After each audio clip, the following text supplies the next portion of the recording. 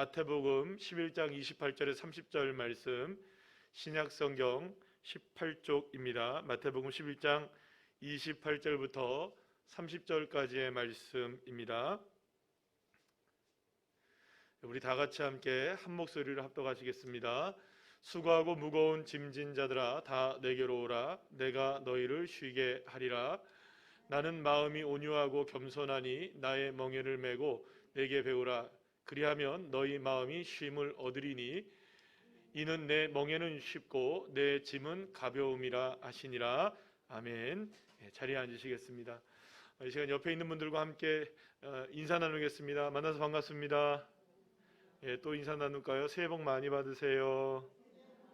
예, 감사합니다. 설 명절인데요. 사실 설 명절 같지도 않고 내년이 우리의 설이라고 그러니까 올해는 설이 또 이렇게 지나가는 것 같습니다. 그래서 지난해는 그 코로나가 막 온 다음이어서 이래저래 그냥 설을 그냥 이렇게 저렇게 보낸 것 같긴 한데 올해는 더 설 명절 아닌 것 같은 그냥 공휴일을 맞이하는 그런 느낌이 있는 것 같습니다. 어쨌든 나름대로는 각자의 가정 속에서 바쁘신 시간을 보내고 계실 텐데 그럼에도 오늘 하나님 앞에 예배하러 나온 여러분 한 분 한 분들에게 하나님의 정말 큰 복이 임하시기를 간절히 축복합니다. 모두 새해 복 많이 받으시고요. 더욱더 강건하시고 오늘 요즘에 이렇게 길거리 다니면은 이제 정치인들이 이렇게 새해 인사라고 써놓은 걸 보니까는 새해 백신 맞으세요 이렇게 하더라고요. 백신도 맞아야 되고 여러분 우리 하나님이 주시는 복도 좀 맞읍시다. 할렐루야. 그런 은혜가 풍성하기만은 이번 설 명절이 되시고 은혜 가운데 보내시기를 간절히 축복합니다. 자, 오늘은 마태복음 11장 28절 30절의 말씀을 가지고 하나님이 기뻐하시는 사람이라는 제목으로 함께 은혜를 나누려고 합니다. 만약에 누군가가 저와 여러분을 향해서 종이라고 만약에 부른다면 사실은 기분이 그렇게 썩 좋지는 않을 거라는 생각이 들어요. 왜냐하면 종이라는 단어가 가지고 있는 그 뉘앙스는 사실은 누군가 밑에 누군가에 예속되어 있고 나는 아무런 힘도 없는 그런 사람이라는 것을 드러내는 것이기 때문에 마음에 들지 않을 수도 있습니다. 우리 모두는 다 자유인들이고 또 누구에게도 예속되지 않는 그런 사람들이기 때문에 사실은 종이다 이렇게 그냥 일반적으로 만약에 여러분들을 향해서 누군가가 넌 종이야 이렇게 얘기하면 기분이 좋을 사람은 사실은 아무도 없을 거예요. 그런데 종이라고 이야기를 들어도 기분 좋은 것이 있습니다. 그리스도인들에게 있어서는 우리가 그리스도의 종이라고 부르거나 혹은 하나님의 종이라고 불린다면 사실은 그 종이라는 의미는 우리에게 너무나 영광스러운 것이 될 수 있는 것입니다. 사도 바울은 고린도후서 4장 5절 말씀에서 다음과 같이 고백을 하는데요. 우리 함께 읽어볼까요? 시작. 우리를 전파하는 것이 아니라 오직 그리스도 예수의 주 되신 것과 또 예수를 위하여 우리가 너희의 종된 것을 전파함이라. 할렐루야. 사도 바울은 자신의 고백, 자신의 자랑 그리고 자신이 전파하는 것이 두 가지가 있다고 이야기를 합니다. 그 뭐냐 하면 하나는 예수님이 나의 주님이시다. 예수님이 나의 주님이시다라는 것이고요. 그러면 당연하게 예수님이 주인이면 나는 뭐가 되겠습니까? 예수님의 종이 되겠죠. 그러니까 주님의 종이라는 겁니다. 주님의 종. 그리고 또 한 가지는 뭐냐면 이게 지금 고린도후서 4장 5절 말씀이니까 이게 어디에다 보내는 편지인가요? 고린도 교회에게 보내는 편지 아니에요? 그러니까 고린도 교회에 보내면서 내가 너희의 종 됐다 이렇게 얘기하는 거는 고린도 교회 성도들의 누구라는 겁니까? 종이라고 누가 고백하는 거예요? 사도 바울이 고백하고 있다는 겁니다. 사실 방금 전에 우리가 함께 나눴던 것처럼 누군가의 종이 된다는 것은 그렇게 썩 기분 좋은 일은 아닐 수 있습니다.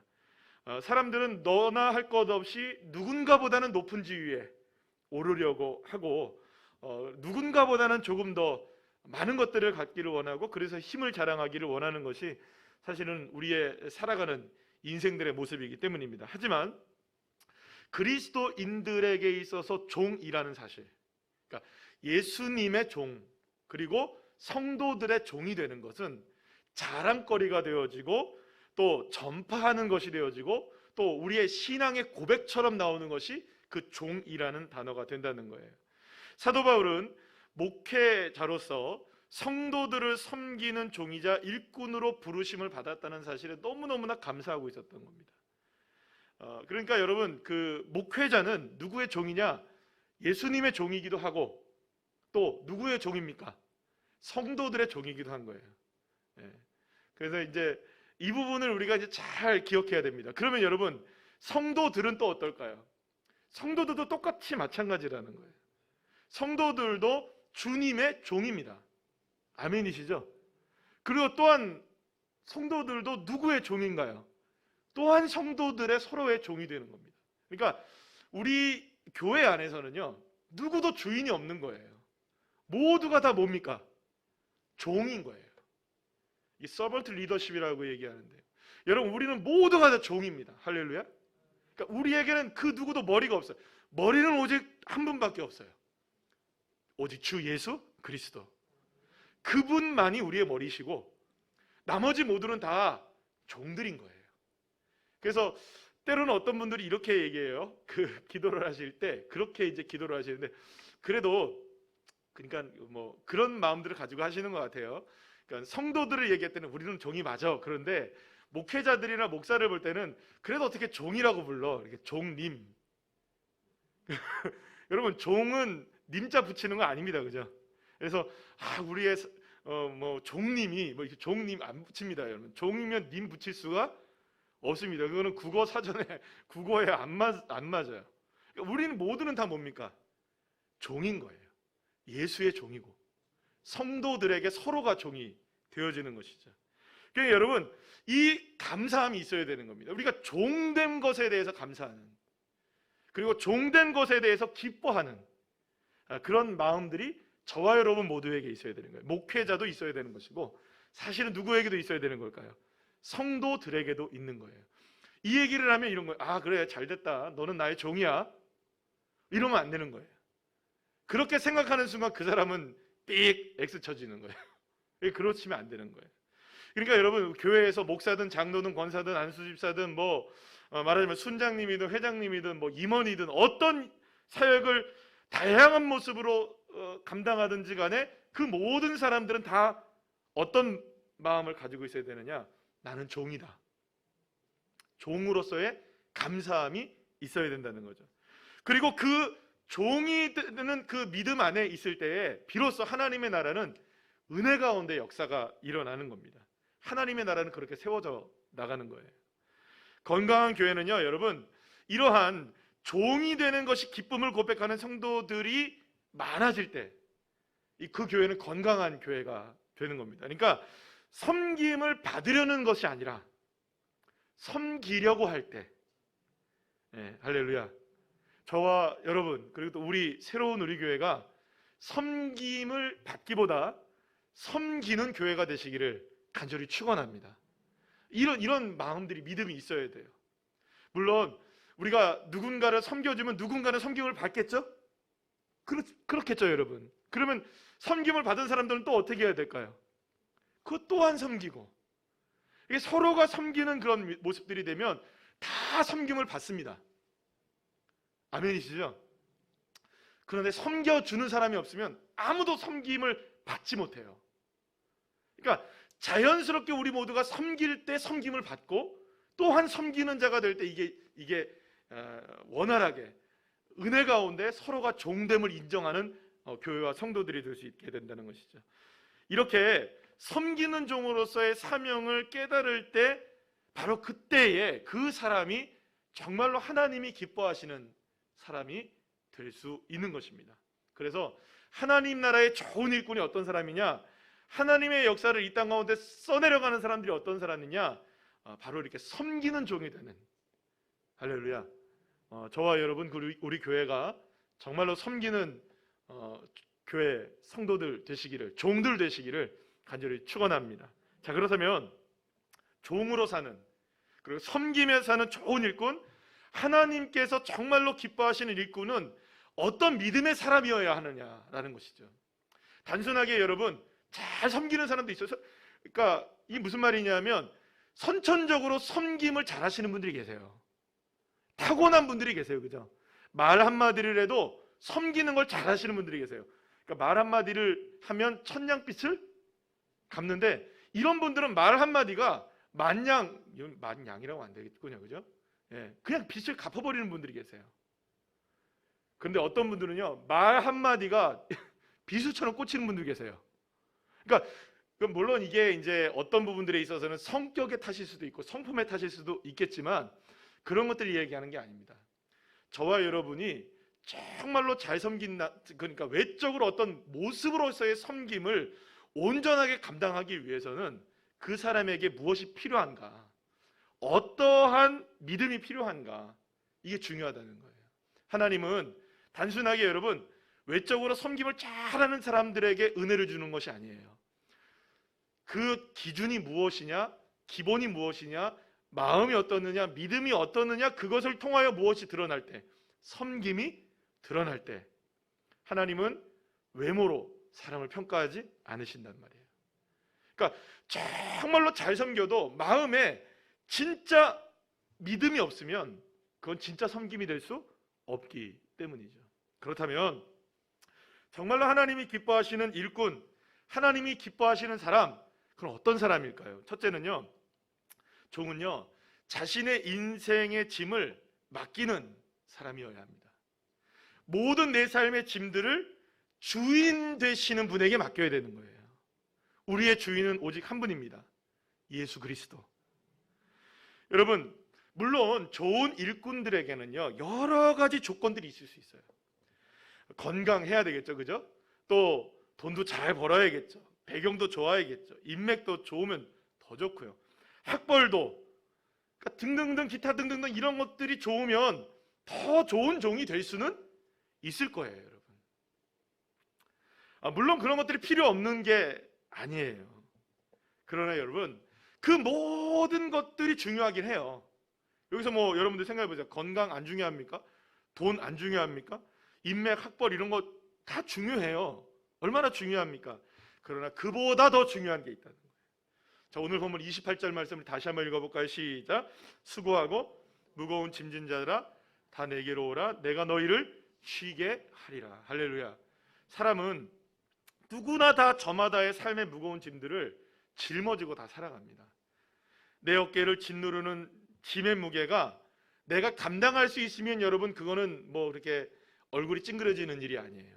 그런데 내가 감당할 수 없는 무게의 짐들이 어깨에 짊어지게 되면 아무리 가까운 가족이라 해도요, 내가 사랑하는 사람이라 해도 그 사람한테 얼굴이 찡그려질 수밖에 없어요. 왜냐하면 무게가 무거우니까.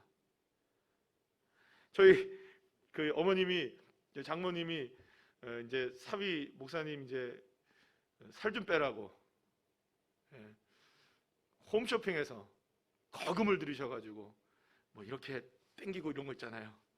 이런 걸 하나를 보내주셨어요. 그래갖고 엊그제 왔는데 전화를 계속하세요. 뭐 그거 잘 있냐? 그래서 제가 며칠 동안 지금 잘 하고 있어요. 여러분 근데요, 이게 끝까지 이렇게 하다 보면 한계가 올 때가 있어요. 그죠? 어떤 운동이든 땡기면 여기가 워낙 운동을 제가 안 해가지고 몇 번만 해도 이게 배가 땡기고 다리가 아프고 그렇습니다. 그런데 이 무거운 짐들을 거기서 조금만 더 가면요, 얼굴이 그냥 쌩쌩할 때가 있어요. 그때는 뭐 괜찮은 거예요. 그런데 그걸 지나면 어떻습니까? 아무리 기분이, 그러니까 사람이 뭐 이렇게 있어도 얼굴을 찡그릴 수밖에 없는 거예요. 한계가 지나가면 견뎌내야 되니까 고통을. 여러분 마찬가지예요. 우리의 인생도 짊어질 수 있는 짐을 짊어질 땐 괜찮아요. 그런데 짊어지기 어려운 짐을 짊어지면 그 사람의 얼굴을 보면요, 우리도 힘들어요. 사랑하는 여러분, 그런데요, 이거는 어떻게 보면 짐의 경중의 문제는 아닌 것 같아요. 짐이 조금이라도 있으면 사실은 다 무거워요. 짐이 무겁든 가볍든 간에 사실은 저와 여러분이 짊어지고 살아가는 삶의 짐들은 우리의 인상을 찡그리게 만드는 것이죠. 자, 그런데 오늘 저와 여러분이 한 가지를 고백해야 되겠어요. 우리는 종입니다. 누구의 종이냐? 주님의 종이에요. 그래서 주님이 우리에게 뭐라고 말씀하시느냐? 너의 수고하고 무거운 짐을 다 누구에게 맡겨라? 나에게 맡겨라. 예수님인 주인에게 맡겨라. 내가 너희의 짐을 편안하게 해주겠다. 아멘이십니까? 그러니까 주님은 우리에게 뭐라고 말씀하시냐면, 내가 주인으로서 내가 너에게 할 수 있는 게 있다.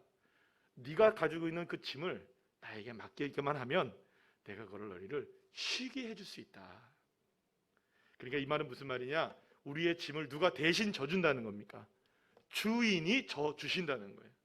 자, 그렇기 때문에 하나님의 일꾼이 되고 섬기는 종이 되기 위해서는요, 나의 주인이신 주님께서 내 삶의 모든 짐들을 대신 져주신다는 것을 반드시 경험하셔야 됩니다. 할렐루야. 종에게는요, 종의 삶을 책임지는 주인이 따로 있습니다. 그러니까 사실은 주인이 있기 때문에 종이 있는 거예요. 그러니까 종이라는 말은 주인이 있으니까 누가 있는 겁니까? 종이 있는 거 아니겠어요? 근데 우리가 스스로가 종이라고 얘기한다면 사실은 우리의 삶을 책임지는 주인이 있다는 것을 믿고 있기 때문에 내가 종이라고 이야기하는 것인데도 불구하고, 많은 사람들은 내가 종이다라고 얘기를 하면서도 그리스도의 주님이, 예수님이 나의 주님이십니다라고 고백을 하면서도 주님이 정말 주인이 되지 못하고 여전히 내 짐을 짊어지고 살아가는 사람들이 얼마나 많은지 모릅니다.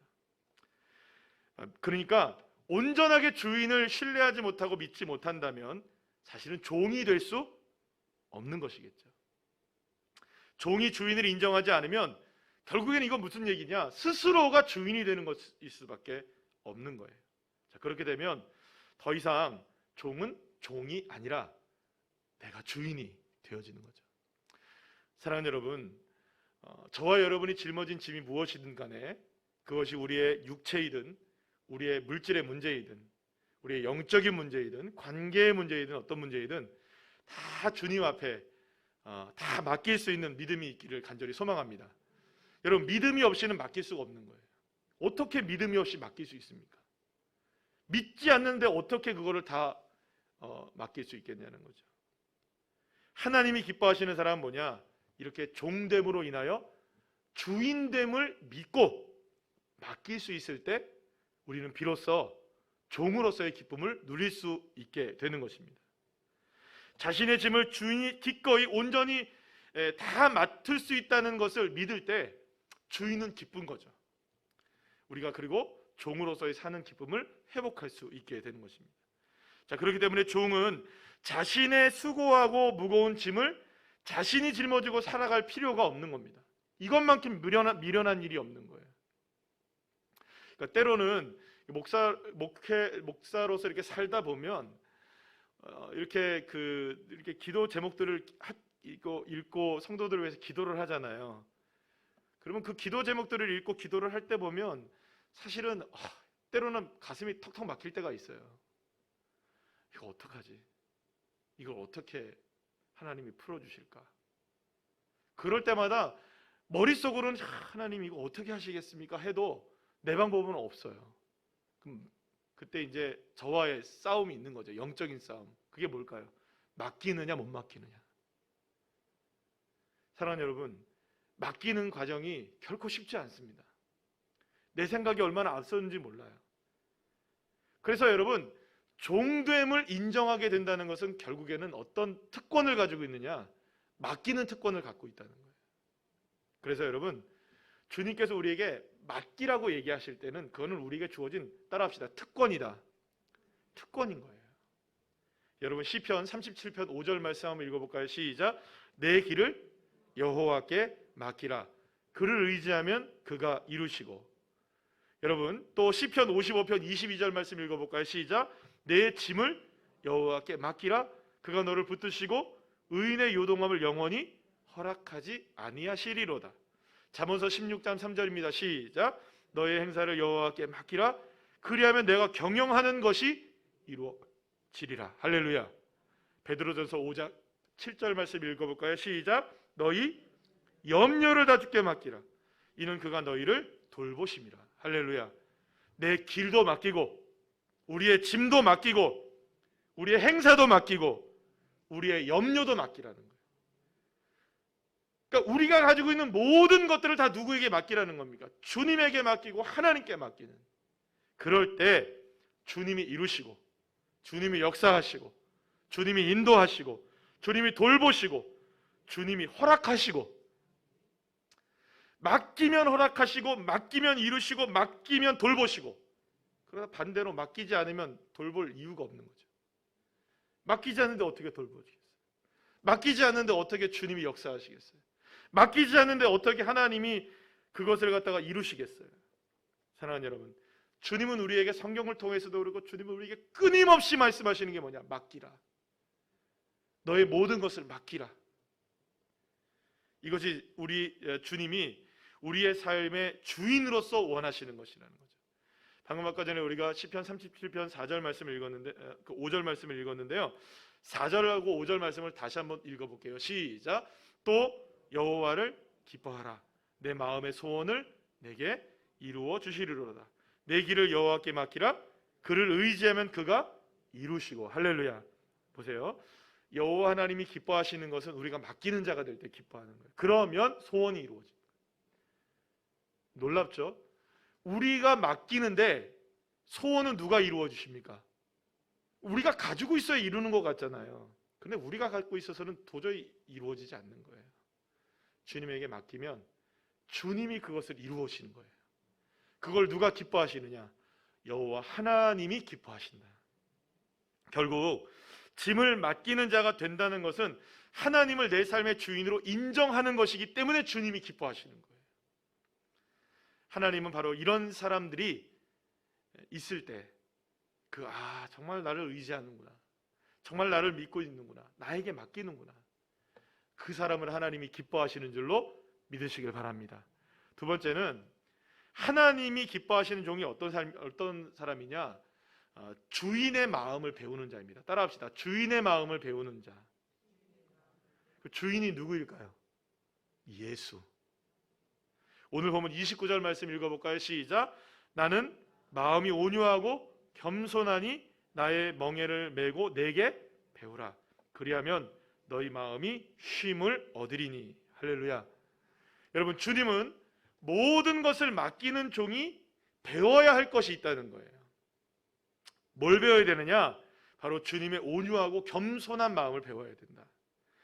종은 자신의 마음과 생각을 앞세우는 자가 아니라는 겁니다. 누구의 마음을 배워 살아가는 사람이냐? 종의 마음대로 살아가는 것이 아니라 주인의 마음을 배워 살아가는 사람이다. 그러니까 종은 늘 언제나 누구의 마음을 품고 살아가야 됩니까? 주인이 어떤 생각을 갖고 있느냐, 주인이 어떻게 살아가느냐, 주인의 행동이 어떤 것이냐를 늘 배우며 그것을 따라가는 사람이 되어야 된다는 거죠. 여러분, 이것은 마치 대사가 된다는 것과 같은 의미라고 말할 수가 있습니다. 예를 들어서 우리나라를 대표해서 미국이든 영국이든 일본이든 중국이든 대사관이 있습니다. 그리고 거기선 대사가 있어요. 이 대사는 대한민국을 대표하여서 그 나라에 파견된 사람입니다. 그러니까 그 대사는 한마디 말이든 행동이든 다 그 사람이 하는 말과 행동은 누가 하는 말과 행동인 거예요. 대한민국 대통령이 하는 말이고요, 대한민국 국민들이 하는 얘기인 거예요. 그냥 단순히 나 혼자 개인적으로 얘기하는 그 얘기라 할지라도 여러분, 그 사람의 얘기는 누구의 얘기가 되느냐? 그 나라의 얘기가 되는 거예요. 사랑하는 여러분, 마찬가지로 하나님이 기뻐하시는 종은 종으로서 주님의 마음을 담고 주님의 마음을 알고 주님의 마음에 합당하게 이야기하고 행동하는 사람이 되어야 되는 거죠. 그런데 이상하게도 많은 경우에 우리가 주님의 종이라고 얘기하면서도 주인의 생각과 주인의 뜻을 따르지 않고 내 마음대로, 내 뜻대로, 내 행동을 마음대로 하는 경우들이 얼마나 많은지 몰라요. 사랑하는 여러분, 주님을 배우시기를 축복합니다. 주님의 말씀을 배우셔야 되고, 주님의 뜻이 무엇인지를 아셔야 되고, 주님이 품으신 생각이 무엇인지를 정말로 깊이 있게 깨달을 수 있는 저와 여러분이 되어야 하는 것입니다. 무엇보다 주님은 오늘 본문에서 뭐라고 얘기하느냐? 따라합시다. 겸손을 배우라. 그렇다면 여러분, 종의 겸손함은 무엇일까요? 자기를 자랑하지 않는 겁니다. 주인만 자랑하는 겁니다. 주인만 자랑하는 거예요. 그런데 스스로를 자랑하는 사람들이 얼마나 많은지 몰라요. 종이 막 자기를 자랑해요. 여러분, 종은 아무리 자랑을 해도 종입니다. 종은 아무리 자기를 자랑해도 결국에는 종이에요. 주인을 자랑하는 종이 돼야 되죠.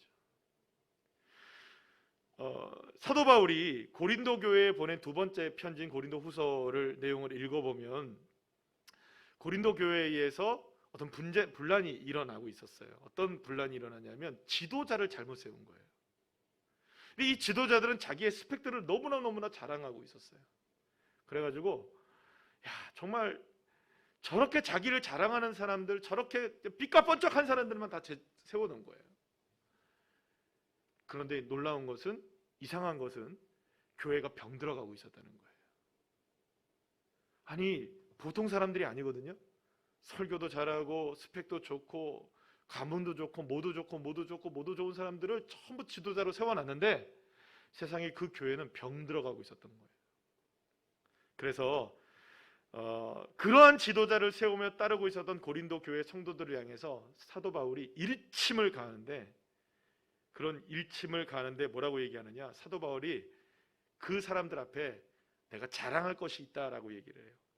자랑할 것이 있다. 그러면서 뭐라고 자랑하느냐, 전혀 다른 자랑을 하나를 합니다. 고린도후서 11장 30절 말씀인데 우리 한번 다 같이 읽어볼까요? 시작. 내가 부득불 자랑할진대 내가 약한 것을 자랑하리라. 할렐루야. 사랑하는 여러분, 생각해 보세요. 사도 바울이 자랑할 것이 없었겠습니까? 가말리아의 문화에서 배웠고요, 유대교의 정통한 사람이었고요, 그보다 더 율법을 아는 사람이 없었어요. 그러니까 우리로 말하면 엄청난 배움을 갖고 있었던 사람이에요. 태생적으로도 여러분 좋은 가문에서 태어났고요, 또 로마의 시민권까지 갖고 있었던 사람이었어요. 만약 비교해 보자면 그 어떤 누구하고도 견주어 보아도 부족함이 없었던 사람이 누구였느냐, 자랑할 거리가 수두룩 빽빽했던 사람이었어요. 그런데 사도 바울이 뭘 자랑하느냐, 부득불 내가 자랑할 것 하나가 있는데 그 자랑은 나의 약함을 자랑하는 것이다. 사랑하는 여러분, 누가 약함을 자랑하겠습니까? 그러나 이것이 바로 하나님이 기뻐하시는 사람의 모습인 줄로 믿으시길 바랍니다. 왜냐하면 우리는 종이기 때문에 약함을 자랑해야 되는 거죠. 그러면서 사도 바울이 갈라디아서 6장 14절 말씀에서 뭐라고 고백하느냐, 시작. 그러나 내게는 우리 주 예수 그리스도의 십자가 외에 결코 자랑할 것이 없으니 그리스도로 말미암아 세상이 나를 대하여 십자가에 못 박히고 내가 또한 세상을 대하여 그러하니라. 할렐루야. 사랑하는 여러분, 바울의 자랑거리는 자신의 약함이었고 바울의 자랑거리는 예수의 십자가 하나였던 겁니다. 주님만 높여지기를 원했고 주님만 자랑하는 겸손한 종이 되기를 원했던 사도 바울의 모습, 그것이 바로 어떤 사람이냐, 주님의 온유함과 겸손함을 배우는 삶의 모습이었던 것입니다. 그러니까 주님에게 온유하다는 게 여러분 뭐죠? 길들여지는 거잖아요. 누구에게? 예수에게. 다윗은요, 자신의 모든 삶을 주님께 다 맡깁니다. 그리고 주님만 자랑합니다. 그랬더니 자신의 삶의 그 어떠한 부족함도 느낄 수 없다라고 고백해버립니다.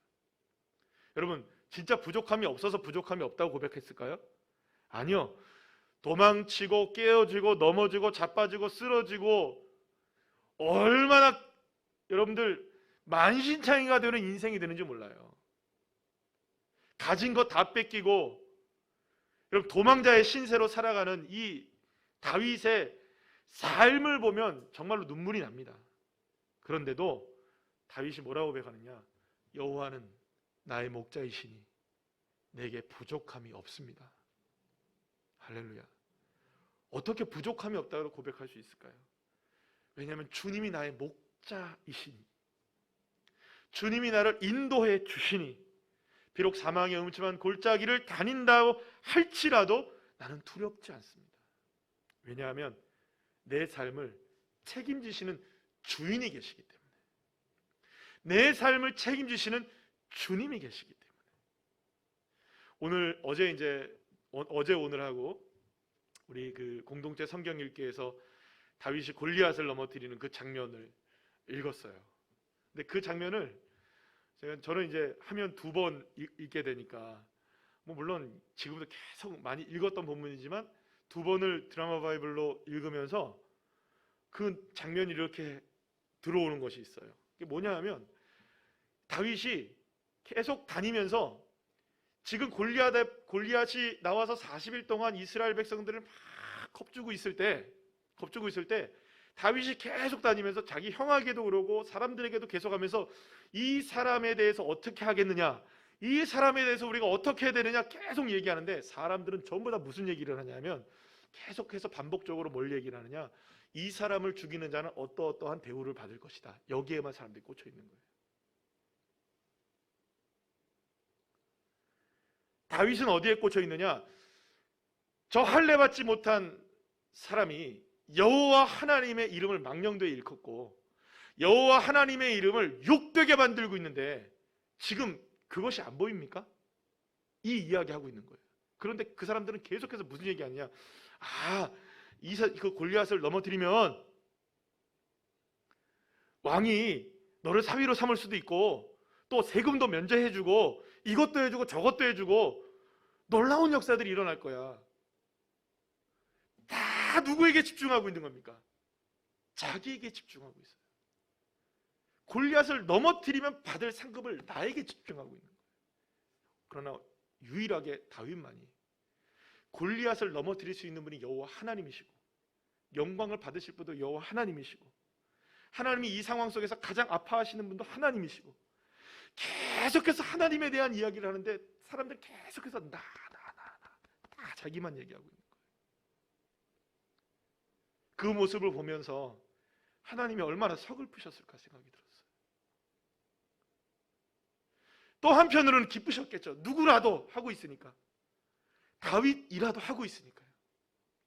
사랑하는 여러분, 누구를 하나님이 주목하실까요? 하나님이 이 시대에 누구를 주목하실까요? 모든 사람들이 나를 주목하기를 원하고, 모든 사람들이 내 중심으로 살기를 원하고, 내가 섬김을 받기를 원하고, 내가 주인이 되기를 원하는 시대에 하나님이 기뻐하시는 사람은 하나님에게 집중하고 하나님께 맡기고 하나님 앞에 모든 것을 책임지어 질 수 있는 그 믿음의 사람. 그래서 사도 바울이 이 다윗이 고백한 고백이 너무너무나 멋진 고백이잖아요. 여호와는 나의 목자이시니 내가 부족함이 없습니다. 할렐루야. 사랑하는 여러분, 목자가 되시면, 주인이 되시면 두려울 게 없는 거죠. 하나님이 기뻐하시는 사람은 내 삶의 주인이 주님이시라고 고백할 뿐만 아니라 그렇게 살아내는 자가 되어지는 것입니다. 그럴 때 그분이 다 고백하는 한 가지가 있는 거예요. 예수님 한 분으로 충분합니다. 누가 하나님이 기뻐하시는 사람이 될 수 있을까요? 누가 하나님을 기쁘게 할 수 있을까요? 내가 주님으로 충분합니다.